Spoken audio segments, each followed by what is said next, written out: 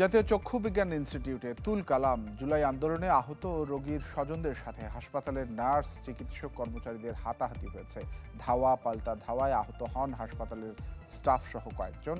এতে চিকিৎসা সেবা বন্ধে চরম দুর্ভোগে পড়েন রোগীরা। পরে সেনাবাহিনী এসে পরিস্থিতি নিয়ন্ত্রণে আনে।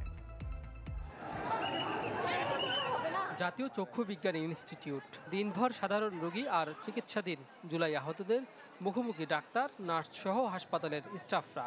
ঘটে মারামারি আর হামলার ঘটনা।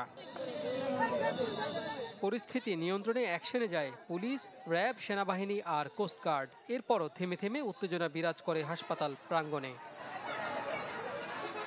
দিনভর হাসপাতালটিতে চিকিৎসা সেবা বন্ধ থাকায় ভোগান্তিতে পড়েন রোগীরা। মোটামুটি ভালো ভাঙচুর, যে যাকে পাইছে সে তাকে মারছে, কে রোগী আর কে হসপিটালের স্টাফ এটা বোঝা আসলে মুশকিল ছিল।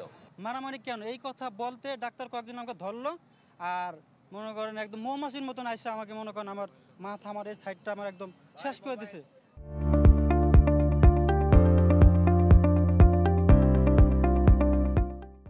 পরিস্থিতি নিয়ে সাংবাদিকদের সঙ্গে কথা বলেন সেনাবাহিনীর মোহাম্মদপুর এলাকার দায়িত্বরত সেনা কর্মকর্তা।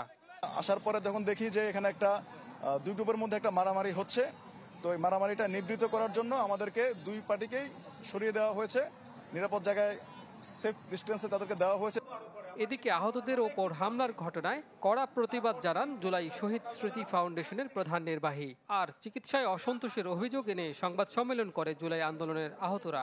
আমার বিবাদ সুনির্দিষ্ট, এই ছোট্ট গ্রুপটা নিটোর এবং এখানে যারা হাত পা বিহীন, চোখবিহীন, অন্ধ, পৃথিবী অন্ধ হয়ে গেছে তার কাছে, তার উপরে কে হাত তুলেছে সেই সুনির্দিষ্ট লোকগুলোকে বের করতে হবে।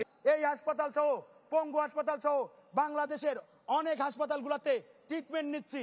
আপনারা সবাই মেডিকেল টিম বসান এবং সিআইডির মাধ্যমে তদন্ত করুন আমাদের চিকিৎসাগুলো কি ঠিকঠাক দিয়েছে কিনা। হাসপাতালের সামনে এক চিকিৎসকের দেখা মিললেও স্পষ্ট কোনো তথ্য দেননি তিনি। একটা রুমে আবদ্ধ হয়েছিলাম, এখন এই যেহেতু ল এনফোর্সমেন্ট এজেন্সির সদস্যরা আসছে এবং ওনাদের সহযোগিতা বের হয়ে আসছে, এটা আমার জানা আছে, বাইরে আমার কিছু আর বলার নেই। কাজী ফয়সাল, চ্যানেল 24, ঢাকা।